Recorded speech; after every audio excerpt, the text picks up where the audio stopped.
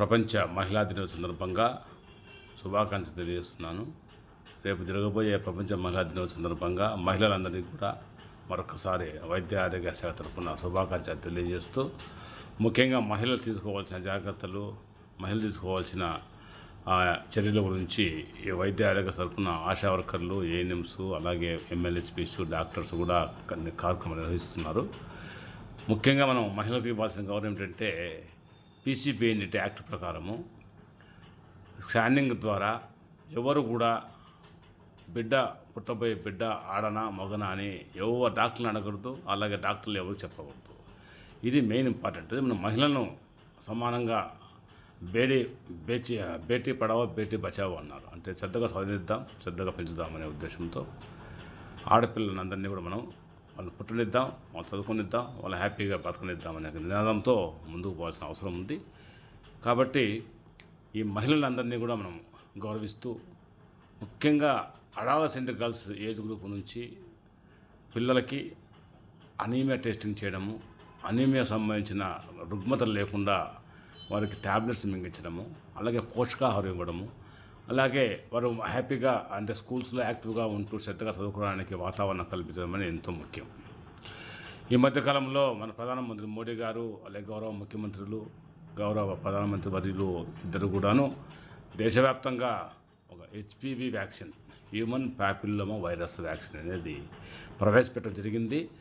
అది ముఖ్యంగా ఈ మహిళల్లో వచ్చే ఈ గర్భాశయ ముఖ క్యాన్సర్, గర్భాశయ ద్వారా ముఖ క్యాన్సర్ అని చెప్పేసి సర్వైకల్ క్యాన్సర్ అంటారు. ఆ క్యాన్సర్ రాకుండా నివారించడానికి ఈ వైరస్ ద్వారా ఈ క్యాన్సర్ వస్తుంది. కాబట్టి ఆ వైరస్ సంబంధించిన వ్యాక్సిన్ తయారు చేసి దాన్ని పిల్లలకందరికీ ఉచితంగా ఇప్పిస్తే బాగుంటున్న ఉద్దేశంతో ప్రభుత్వం పెద్ద సంకల్పంతో దీన్ని ప్రవేశపెట్టడం జరిగింది. దీనికి సంబంధించిన వ్యాక్సిన్స్ అన్నీ కూడా 14 సంవత్సరాలు నిండిన వారికి, 15th బర్త్డే జరుపుకోని వారికి, అంటే 14 నుంచి 15 మధ్యలో ఉన్న పిల్లలందరూ కూడా జిల్లాలో, అలాగే రాష్ట్ర వ్యాప్తంగా ఈ వ్యాక్సిన్ వేయడం జరుగుతుంది. ఇది ఆల్రెడీ మన జిల్లా కూడా చేరింది వ్యాక్సిన్. మేము గౌరవ కలెక్టర్ మేడం గారి యొక్క అనుమతి తీసుకుని వారి చేతుల మీదుగా ఈ కార్యక్రమాన్ని ప్రారంభించాలని అనుకుంటున్నాం. అలాగే మంత్రివర్యులు కానీ, అలాగే గౌరవ శాసనసభ్యులు కానీ ఉన్నట్లయితే అందుబాటులో వారి ద్వారా కూడా ఈ వ్యాక్సిన్ కార్యక్రమాన్ని ఏర్పరచడానికి సిద్ధంగా ఉన్నాం. ఈ వ్యాక్సిన్ అనేది పిల్లలకు అంటే 14 years పూర్తి 14 సంవత్సరాలు నిండిన పిల్లలందరికీ కూడా వ్యాక్సిన్ వేస్తే దీని ద్వారా మళ్ళీ సెకండ్ డోసు, బూస్ట్ డోసులో కంటిన్యూగా వేయడం జరుగుతుంది. దీని ద్వారా వాళ్ళకు లైఫ్ లాంగ్ ఇమ్యూనిటీ అనేది వస్తుంది. ఈ సర్వైకల్ క్యాన్సర్ రాకుండా కాపాడడానికి ప్రభుత్వం కొత్త నిశ్చయంతో ఉంది.